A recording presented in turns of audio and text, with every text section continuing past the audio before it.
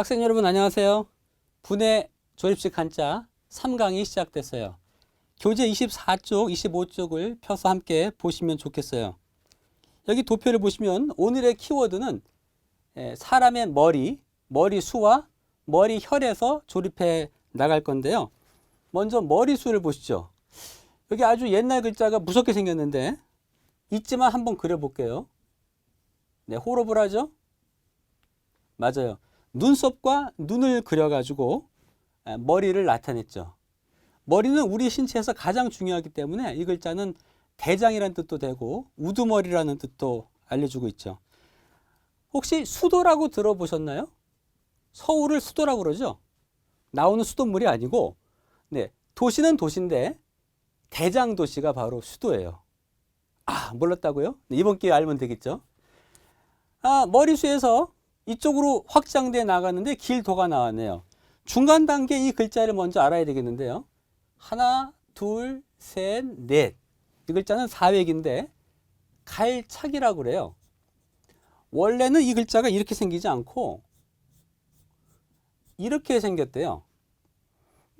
옛날 그림을 보여드리면 사거리에 반이 있고 그 다음에 발이 있어요. 즉 발로 사거리를 걸어가는 모습이 원래 갈착이죠. 따라서 여러분이 한자의 이 글자를 보시면 가는 거구나 라고 생각하시면 좋겠죠.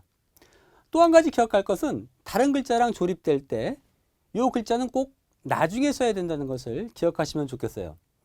자, 그러면 길도는 갈착과 머리수가 합쳐졌는데요. 가기는 가는데 누가 가는 건가요? 네, 머리가 가는 거예요. 어떤 학생들은 엄청 무섭다고 그래요. 머리가 어떻게 갈 수 있냐고. 그럴 때는 머리가 가는 것이 아니라 아까 말씀드린 것처럼 영어를 좀 쓸게요. 캡틴, 즉 대장이 간다. 그것이 곧 길이다. 이렇게 기억하시면 좋겠죠. 대장이 가면 우리도 따라가야 되니까요.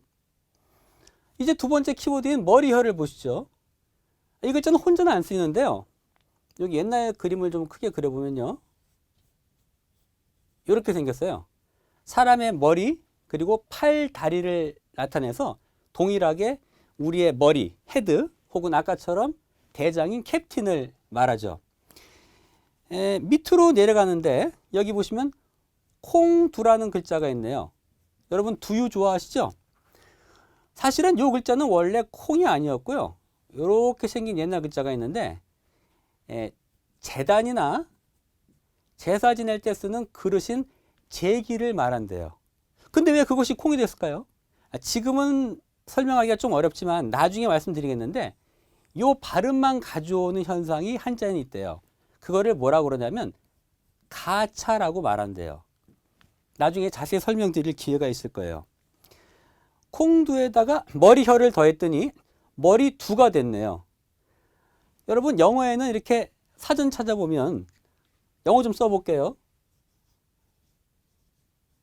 beautiful 이러면 이렇게 박스에 발음 기호가 있죠.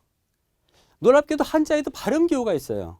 즉 이 머리두는 머리혈과 콩두가 합쳤는데 여기 콩두 부분이 발음, 즉 소리 부분이죠. 그리고 머리혈이 뜻이에요. 그럼 이 글자를 혈로 발음해 달라는 얘기일까요? 두로 발음해 달라는 얘기일까요? 맞아요. 콩두, 두로 발음해 달라는 얘기죠. 그러나 뜻은 머리. 의외로 한자 이런 글자가 엄청 많아요. 뜻과 소리로 합쳐진 글자.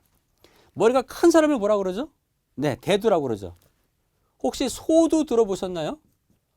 아마 인터넷 찾아보시면 몇 년 전 브라질에서 아이들이 위에 머리가 없이 작게 태어난 소두증이라고 들어보셨을 거예요. 이제 머리열에서 이 좌측으로 계속 가보실게요. 이 글자는 명령령이라는 글자인데 원래는 이렇게 옛날 글자가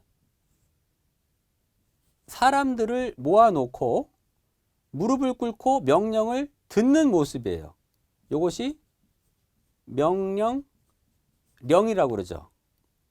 요거랑 같이 다니는 글자가 하나 있는데 목숨명이라고 그래요. 목숨명은 명령령의 반대인데 사람들을 모아놓고 임금이 명령을 내리는 거죠. 임금의 명령을 듣지 않으면 어떻게 될까요? 죽여라 하면 죽임을 당하기 때문에 수명, 생명할 때 목숨명이 되었대요. 두 글자를 합치면 명령이 되겠죠. 자, 여기 명령령에 머리열을 더했더니 거느릴 영이라는 글자가 나왔네요. 대통령 할 때 쓰는 글자거든요. 네, 이렇게 기억하시면 좋겠어요. 대장이 명령을 내리다. 그것이 바로 거느릴 영이죠. 우리는 안 쓰는데 중국이나 북한은 영도자라는 단어를 쓰죠. 오늘은 그 지난 시간에 제나라를 잠깐 보여드렸는데 중국의 춘추 시대의 봉건제를 조금 말씀드리고 싶어요. 춘추 전국 시대는 주나라 때거든요. 한자로 이렇게 쓰는데 그 주나라를 세운 사람이 주문왕과 그 다음에 아들 주무왕이 있대요. 그 사람의 이름은 본명이 희발이라고 그래요. 근데 이 사람의 동생 중에 소공, 본명은 희석이라고 있었는데 이 사람은 왕이 됐겠죠. 맏아들이 왕이 되니까요. 그러면 동생은 어떻게 될까요? 바로 주나라는 봉건제라는 시스템을 만들어 가지고요. 중국을 다시 한번 그려볼게요. 이쯤에 가령 주나라가 있다고 치면 큰아들만 왕이 되고 다른 아들들한테는 이렇게 땅을 띄워줬어요. 혹은 나라를 세우는데 기여한 신하들에게도 땅을 띄워줬죠. 땅을 왜 띄워줬을까요? 네, 때가 되면 주나라에 세금을 바쳐라. 혹은 오랑캐가 쳐들어오면 군대를 동원해서 이 주 황실을 보호해달라. 이런 의미가 바로 봉건제라고 그래요. 여기 간단하게 설명을 드려볼게요.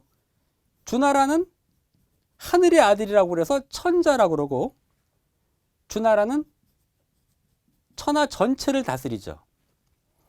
주 밑에 이렇게 여러 나라를 나눠줬다고 그랬죠. 그것을 제후국이라고 그러고 거기에 대장은 제후라고 해요. 이 사람들이 다스리는 지역을 우리가 잘 아는 나라국을 써서 국이라고 그러고요. 이 제후국에서도 또 밑에 신하들이 있었는데 그 신하들에게 땅을 또 나눠줬대요. 그 신하들을 대부라고 그러는데 그들이 받은 땅을 집가를 써서 가라고 그러죠. 그래서 붙여 읽으면 국가가 되는 거죠.